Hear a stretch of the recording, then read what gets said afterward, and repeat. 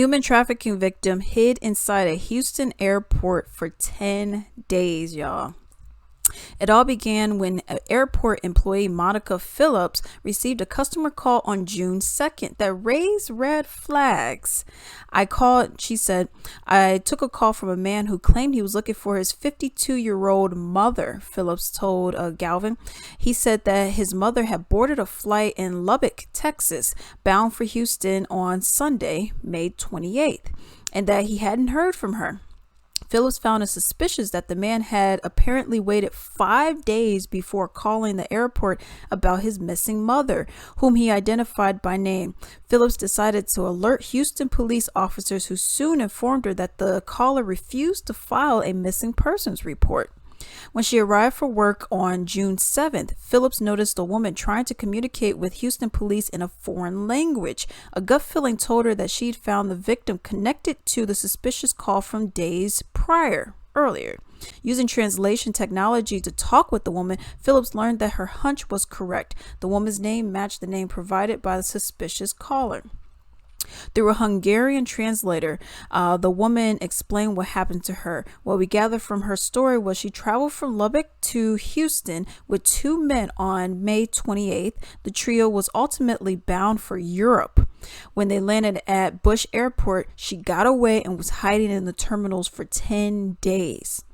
U.S. Customs and Border Patrol agents eventually took the woman to a Houston area hospital. According to Phillips, 10 days of hiding at an airport with no real food. She needed medical attention. Y'all.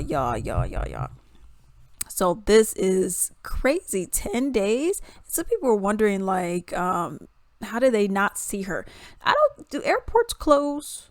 I don't know if airports close. And if, because you're getting different flights constantly. So who's to say she didn't just swap from one bathroom to the next, and over here and over there and over there and over there, and just do all of that. But this is absolutely crazy.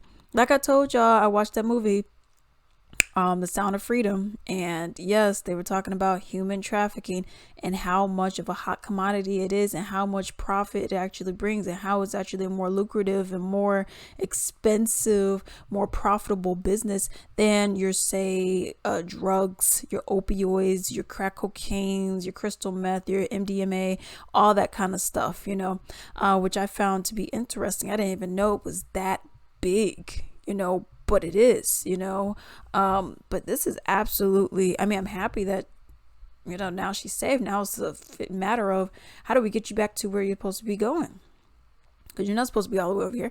And also makes you wonder, well, how did they get all the way over here? Fake passports, fake socials. If it's a fake passport, then you wouldn't even need the social security. You know what I mean? Or whatever they have in the different countries that they have. I just found that to be, I'm happy that she's safe. But goodness gracious, you know what I mean?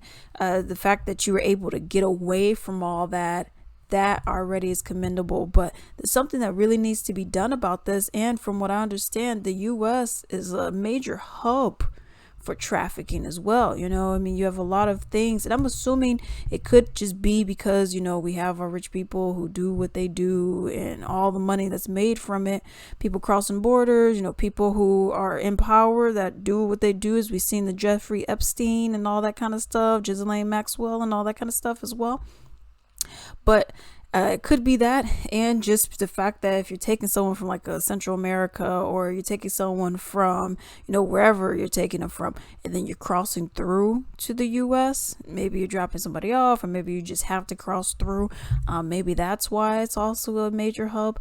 But I'm happy that she was able to be found. I'm happy that she was able to get away.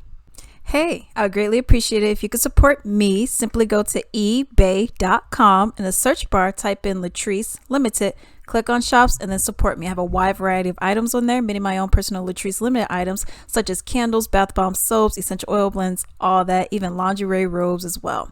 I even have men's ties on there, comic books, a whole bunch of stuff for everybody. Definitely do not forget to support me, and also do not forget to like and subscribe.